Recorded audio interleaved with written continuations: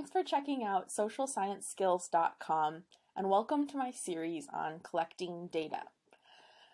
My name is Grace, and in this video I'm going to walk you through the most basic things you need to get started collecting data in Qualtrics, a great survey design platform. We're going to walk through 5 steps, starting with making an account if you don't already have one, then starting a new blank survey, and then adding some questions, text, and other important elements to your survey. Step number 4 is sharing that survey you've created with your respondents so you can collect data from them. And lastly, we will take a look at the data you've collected. So I'm going to head on over to Qualtrics.com. Let's get started. Okay, here we are on Qualtrics.com, and this is the place to start if you don't already have an account with Qualtrics. There's a couple options for creating an account. You can create a free account here by clicking on this button. I'll walk you through that in a second. But it's also really worth looking into whether or not you have an account through your school or company, because there are a lot of features available on those paid accounts that aren't available in the free version. But the free version is a great place to get started, so let's click here. This white box, you can fill in the details there. It's pretty self-explanatory. So once you've gone through that and logged in, I will walk you through the next step, creating a new survey. Okay, now that you're logged in, it's pretty easy to start a survey. Just click here on Create New Project. Okay, on this page there are a lot of suggestions of the types of surveys that you can build in Qualtrics. Qualtrics has applications in a lot of different fields, business, sales, employee management, but also academic fields like in the social sciences. So for now, we can just ignore those and create a blank survey by clicking here. I'm going to name this project Social Science Research.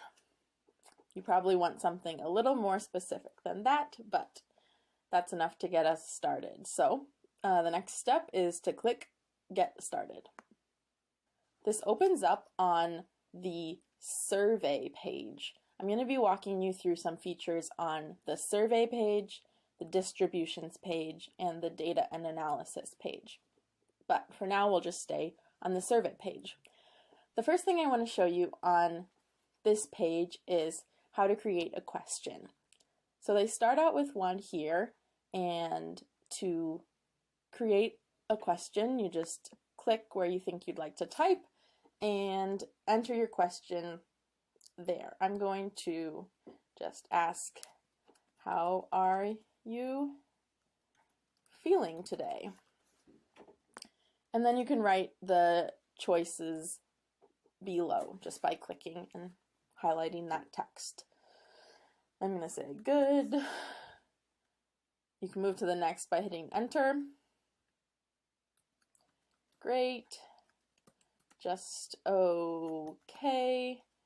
And if you press enter again, it'll add another option. The last choice is going to be terrible. Okay, there we have our first question in our survey. One other feature that I'd like to show you is how to add text, because in a lot of surveys you want to start out by sharing some information, instructions, or consent language. You can do that by clicking this arrow next to create a new question. That'll show you all of the options available, and we're going to use descriptive text. I want the text to be the first thing that people see when they're taking this survey, so I'm going to move this down, and now we can write something like, welcome to my survey.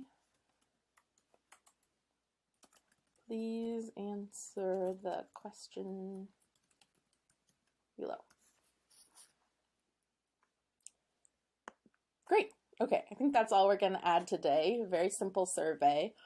The next thing I want to show you, step 3 of the 5, is on the distributions page. This is going to be how to share your survey with your respondents to collect data. So let's click over here on distributions. I think the easiest way to share your survey, and kind of a versatile way, is to just get a link that you can copy and paste onto the different platforms that you'll be sharing your survey. So click here, get a single reusable link. Now you've created this link and you can copy and paste it and share it via email or on social media or anywhere digital like that. So pretty simple. That was step number 4, sharing your survey. And the final step, examining your data, is on this data and analysis page. So go ahead and click there. Okay, right now this page is blank because no one's taken our survey, but you can get an idea of that this is where you will see your data. I'm going to go create some fake data and then come back and show you some of the things we can do with it. Okay, I'm back with some data. As you can see on this screen, when we clicked on data and analysis and data, you can see kind of a spreadsheet format of the data you've collected so far, with the date that the data was collected and each response. You can click on these arrows over here for more information or to see all of the data from one respondent at a time. Here is a summary of how many responses you've collected. And one feature that is lacking in the free version, but is pretty easy if you have a paid account, is that there's an export data feature, which is really helpful for downloading your data and analyzing it in other programs. But there is an option within Qualtrics to analyze some data. So I'll just show you really quickly what the descriptive or summary statistics look like in here. So click on Stats IQ over here. We're just going to click, how are you feeling today? And then describe. It loads up our data and we can see a little visual representation of the responses we've gathered so far and the distribution, and also some descriptive statistics over here, the count and the percent. And you can export this data over here, which could be helpful. I'm going to show you 2 more bonus features that are also really important skills to have when you're getting started in Qualtrics and designing and sharing surveys. So let's go back over to the survey page. I just like to draw your attention to these 2 buttons over here, Preview and Publish. These are both really important features that you'll be using a lot as you design and share surveys.